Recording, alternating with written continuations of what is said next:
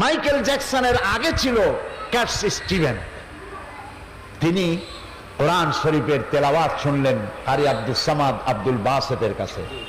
তেলাওয়াত শুনে পাগল হয়ে গেল, আমি কি গান গাই, কোরআনের সামনে তো এগুলি কিছুই না।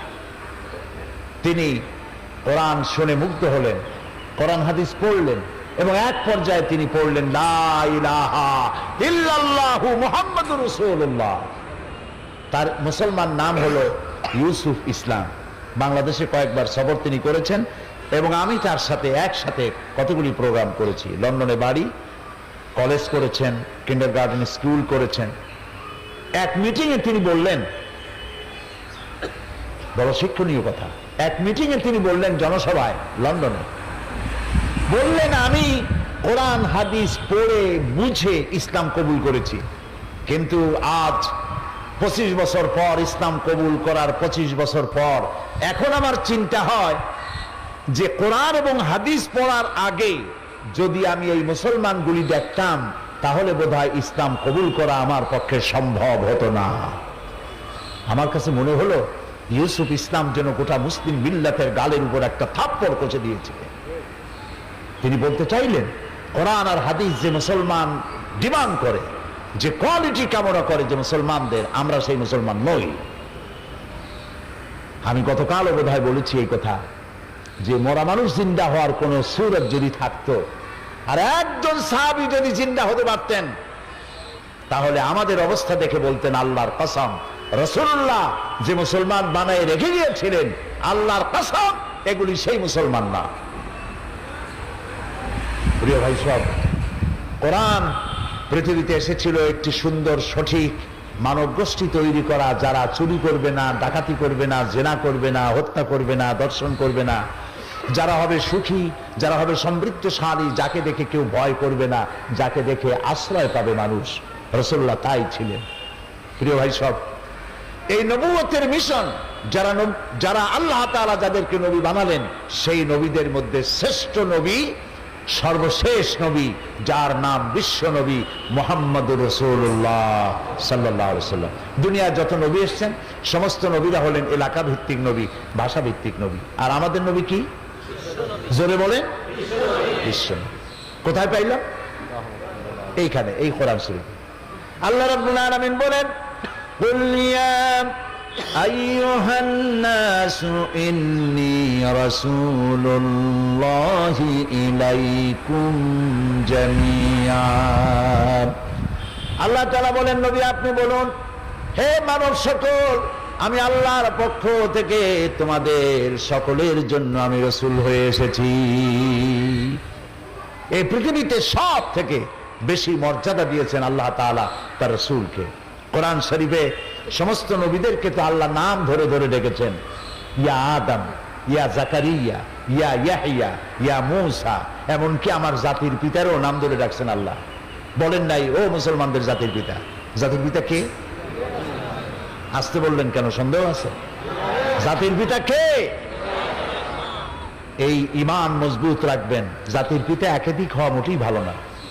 পিতা একজন হওয়া ভালো, বেশি হওয়া কি সুলক্ষণ না কুলক্ষণ? মুসলিম মিল্লাতের পিতা মিল্লাত আবিকুম ইব্রাহিম হুয়া সাম্মাকুমুল মুসলিমিন। মুসলিম জাতির পিতা ইব্রাহিম আলাইহিস সালাম, তাকেও আল্লাহ নাম ধরে ডেকেছেন। কোরআনে কারিমে দেখতে পাই আল্লাহ রাব্বুল আলামিন তাকে ডেকেছেন এই বলে ওয়ানাদাইনাহু আইয়া ইব্রাহিম قد صدقت الرؤيا إنا كذلك نجزي المحسنين। আমি ইব্রাহিমকে ডেকে বললাম, হে ইব্রাহিম, তুমি তোমার স্বপ্নকে বাস্তবে রূপ দিয়েছো আর আমি এইভাবে করে মুহসিনিনদেরকে আমি পুরস্কৃত করে থাকি। প্রিয় ভাই সব, আল্লাহ রাব্বুল আলামিন একমাত্র নবী যার নাম ধরে ডাকেন নাই। নাম কি তার? বলেন, মুহাম্মদুর রাসূলুল্লাহ সাল্লাল্লাহু আলাইহি ওয়াসাল্লাম নাম ধরে আল্লাহ ডাকেন নাই। যখনই ডাকার দরকার হয়েছে আল্লাহ আদর করে ডেকেছেন, ইয়া আইয়ুহার রাসূল, হে রাসূল, ইয়া আইয়ুহান নবী, হে নবী, ইয়া আইয়ুহাল মুজাম্মিল, ইয়া আইয়ুহাল মুদ্দাথির, ইয়াসিন, তাহা, প্রিয় প্রিয় নামে, সুন্দর সুন্দর নামে ডেকেছেন আর উম্মতকে বলেছেন। আল্লাহ তাআলা এই কোরআনে কারিমে বলেছেন, তোমরা যেভাবে পরস্পর পরস্পরকে নাম ধরে রাখারাখি করো, এইভাবে করে আমার নবীকে নাম ধরে ডেকো না। আল্লাহ নিষেধ করেছেন। এমনকি কথা আপনারা জানেন যে যদি কোনো মানুষ মা বাবার সাথে বেয়াদবি করে তাহলে সেটা শুধু বেয়াদবিই থাকে। পীরের সাথে বেয়াদবি করলো, বেয়াদবি, এর থেকে বেশি কিছু হয় না। কিন্তু নবীর শানে, মুহাম্মদ সাল্লাল্লাহু আলাইহি ওয়াসাল্লামের শানে যদি কেউ বেয়াদবি করে সেটা বেয়াদবি থাকে না, কুফরি হয়ে যায়। নবী করিম সাল্লাল্লাহু আলাইহি ওয়াসাল্লাম সূরা হুজুরাতে আল্লাহ তাআলা বলছেন, এক মজলিসে তিনি বসেছিলেন, তিনি কথা বলছেন, কিন্তু তার কণ্ঠস্বরকে উঠছে, তার কণ্ঠস্বরকে নিচু করে সাহাবায়ে কেরাম এত জোরে কথা বলছেন যে নবীর কথা শোনা যায় না। আল্লাহ এটাকেও বরদাস্ত করেন। সঙ্গে সঙ্গে ওহী নাজিল হলো। আল্লাহ রাব্বুল আলামিন ঘোষণা করলেন, ইয়া আইয়ুহাল্লাযীনা আমানু লা তারফাউ আসওয়াতাকুম ফাওকা সাওতিন নবী। হে বিশ্বাসীরা, তোমরা যারা ঈমান এনেছো শোনো, তোমাদের কণ্ঠস্বর যেন আমার নবীর চাইতে বড় না হয়ে যায়। যদি আমার নবীর চাইতে তোমাদের গলার আওয়াজ বড় হয়ে যায়, আনতাহবাতা আমালুকুম, তোমাদের জিন্দেগীর সমস্ত নেক আমলগুলি আমি বরবাদ করে দেব।